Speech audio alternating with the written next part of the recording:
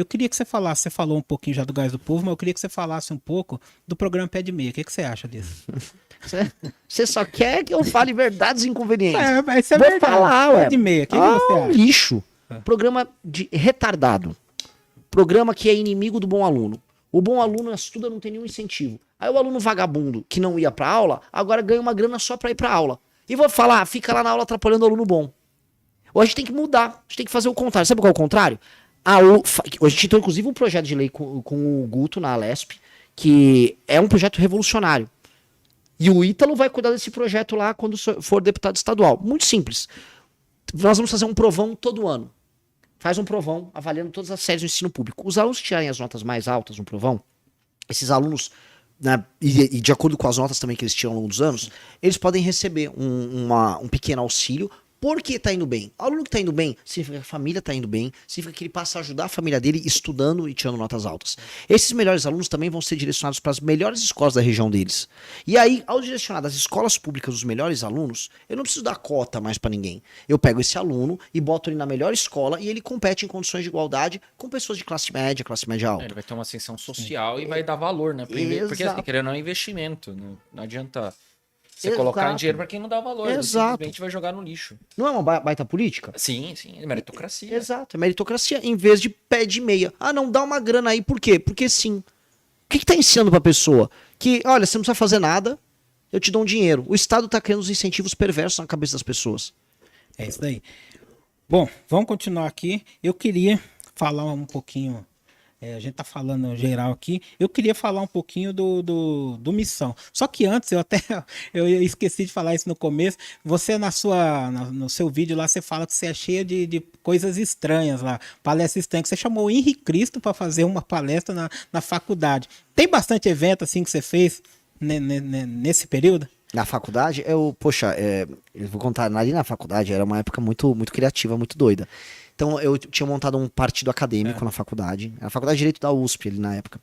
E aí eu falei, vou fazer eventos malucos. Então, por exemplo, tinha aula de Direito Romano. Quem estudava Direito, você tinha no primeiro ano e no segundo, alguns, Direito Romano.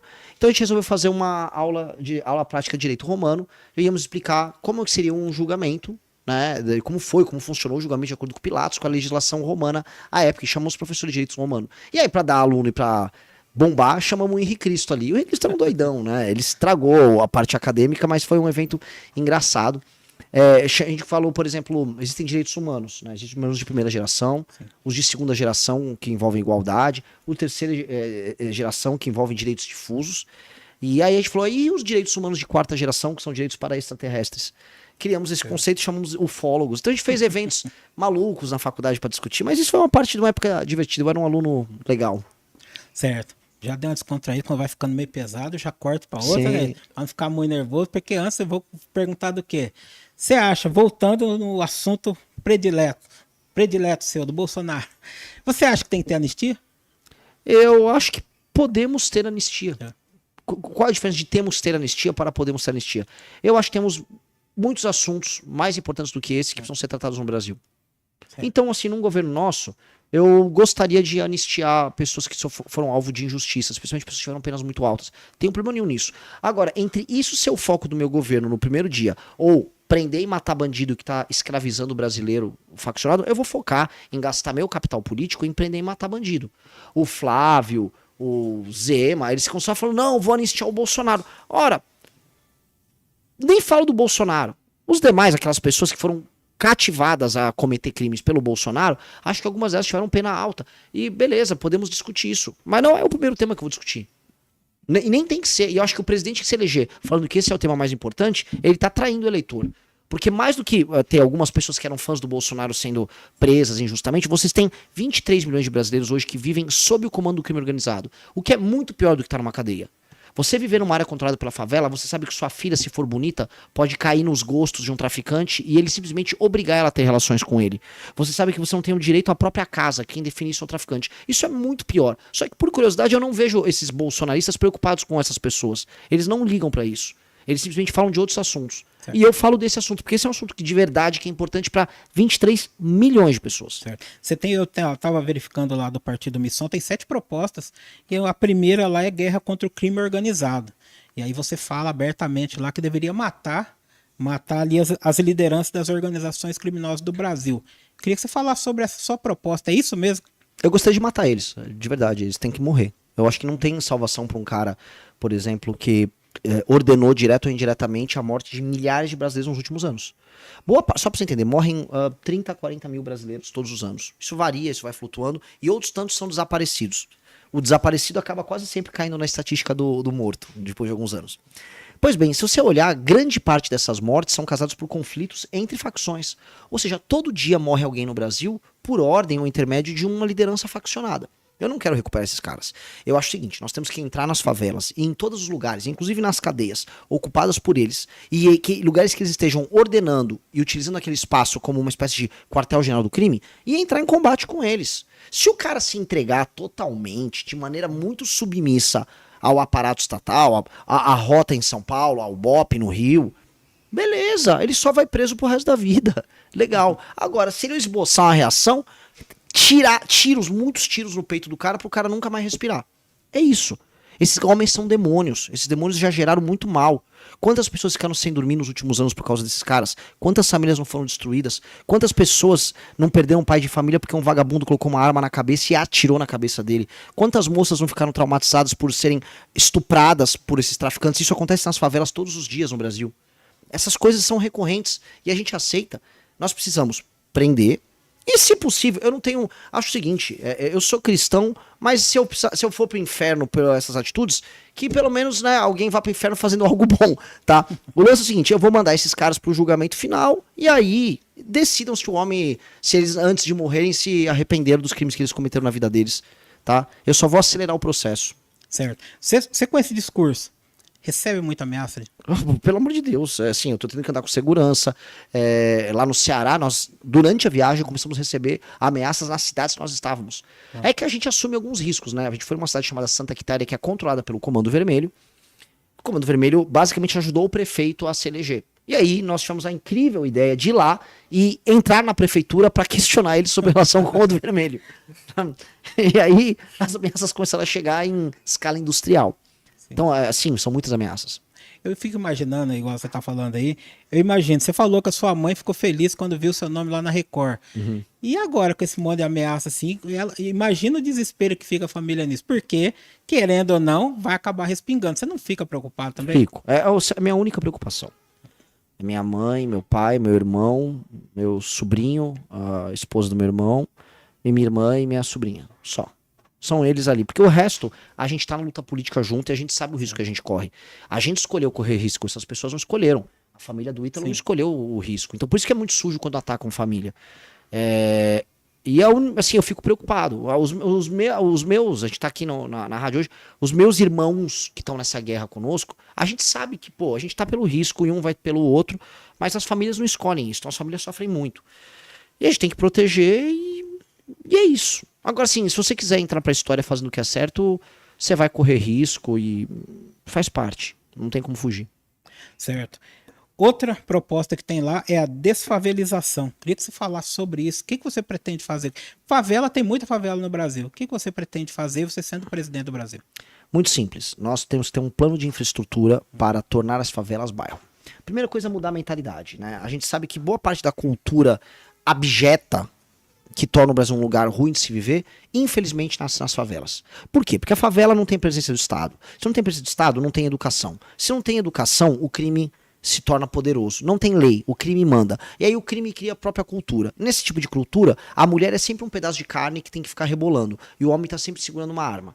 Esse tipo de cultura não é bom pra ninguém. Não é bom pra quem mora na favela, não é bom pra quem não mora na favela, não é bom pra mulher, não é bom pra homem.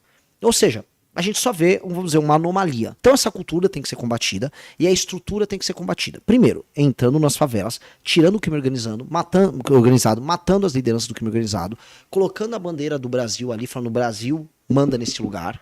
2, colocando quartéis de polícia ali, fazendo a polícia ser amiga das pessoas. E 3, fazendo uma super escola para que toda aquela juventude que foi alvo dessa doutrinação político-ideológica cultural passe a ter educação de verdade, formação cultural, acompanhamento e que os meninos nunca mais sonhem em entrar pro crime. Inclusive os meninos problemáticos, eles têm que ir trabalhar pra polícia. A polícia tem que chamar esses meninos, botar eles quase como se fossem escoteiros pra trabalhar com eles.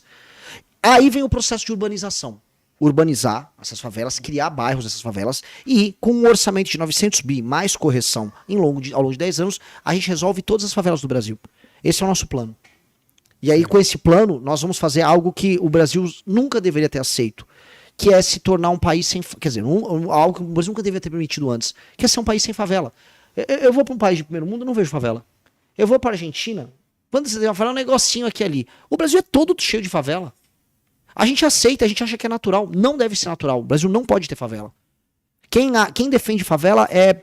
Não vou falar palavrão, né? Mas é, assim, é quase tão ruim quanto o traficante. Quem defende favela é pervertido. É gente que acha que mulher tem que ter gravidez na adolescência, acha que mulher é pedaço de carne e tem que ficar rebolando pelada, que acha que traficante é legal. Quem defende favela é pervertido, inclusive pervertido sexual. Certo. Outra proposta sua, eu já ia perguntar, industrializar o Nordeste. O que você queria fazer lá no Nordeste? O que você pode fazer? Eu quero fazer as pessoas terem uma cadeia produtiva em que haja salários e lucro e arrecadação. Por que no Nordeste, exclusivamente? Porque o Nordeste hoje é a região, em termos de população e renda, mais problemática do Brasil. E esse problema se reflete também em termos políticos. O Nordeste manda, infelizmente, os piores políticos do Brasil para Brasília. E os políticos roubam, desviam a emenda, mandam a emenda para essas cidades que hoje não têm atividade econômica. As pessoas continuam vivendo muito pobres nesses lugares. Eles desviam essa grana, reelegem os seus prefeitos, desviam mais verba, fazem contrato com a empreiteira e mantêm o Brasil na mão daquilo que a gente chama de centrão. Então, você gerar atividade econômica no Nordeste, você diminui esses problemas sociais e muda a qualidade da representação. Você também diminui uma coisa que os políticos do Nordeste fazem, que é, no fundo, expulsar a sua população para outros estados, jogando a conta do erro deles para os outros estados que estão trabalhando melhor. Então, a população do Maranhão não vai para o Piauí. A população do Maranhão vai para Goiás, vai para São Paulo, vai para o Paraná, vai para Santa Catarina, lugares que estão se desenvolvendo. Ou seja, São Paulo, Goiás, Paraná e Santa Catarina fazem a lição de casa, mas os governadores pilantras do Nordeste não fazem. E eles ficam só pedindo dinheiro pro governo federal, na verdade chantageando o governo federal. Tem que mudar, a gente tem que gerar atividade econômica, porque o nordestino gosta de trabalhar. O nordestino, toda vez que você dá a oportunidade, você gera a possibilidade da grana e do emprego, o nordestino trabalha. Região do Mato Piba. O oeste da Bahia, o agro chegou lá, tem as maiores rendas per capita do Brasil estão no oeste da Bahia. Sul do Maranhão se desenvolveu. Ou seja, quem é preconceituoso com o nordestino, fala, o nordestino não trabalha, não sabe o que está falando. A questão é que eles têm uma classe política horrorosa. É a classe política mais escrota do Brasil. Posso falar escrota? Você tem Não, e outra coisa, vamos pegar o caso de Ilhéus, que é comprovado, né? Que é uma grande produtora de cacau ali no sul de Minas, da Bahia. Da Bahia. A esquerda, o partido de esquerda, é comprovado isso, jogar a doença de vassoura, né? Exato. De cacau para empobrecer a população, para prejudicar aquela cadeia produtiva, etc, né? E a economia local, porque eles querem o quê? Pobreza e a submissão dos políticos. E não só isso. Se a gente voltar no passado, não sei se já ouviu falar do Coronel Gouveia. O Nordeste era para ter sido industrializado antes da substituição de importações. Exato. Ali no comecinho do século XX, por a volta de República 1900, Velha, ele começou a plantar algodão, quis fazer uma hidrelétrica, só que ele foi perseguido e morto por outras elites, porque ele tirou praticamente aquela mão de obra praticamente escrava, semi-escrava, do Nordeste e criou uma classe média operária ali. Ele tirou as pessoas de casa de sapé, deu moradias de alvenaria, deu escola, etc. Ele acabou sendo morto pelas elites ali do Nordeste, né? Então, e depois ainda, os ingleses compraram a indústria dele, destruíram tudo, né? Inclusive, super recomendo, deve ter o filme dele no YouTube, né? Gratuito lá, eu assisti. E o Coronel Gouveia é muito disso. É um retrato mostrando que o Nordeste era para ter sido industrializado antes mesmo do Sudeste. Não foi exatamente por conta dessas elites que não permitem o avanço econômico e nem querem. Não querem. Ele quer a pessoa ali embaixo. A pessoa o caso quer, de Ilhéus, o Coronel Gouveia historicamente prova isso. Exato. Você teve o caso de subindustrialização que foram brecados. Pernambuco, Ceará, Bahia. E por quê? É que a elite política do Nordeste é a pior elite política do Brasil.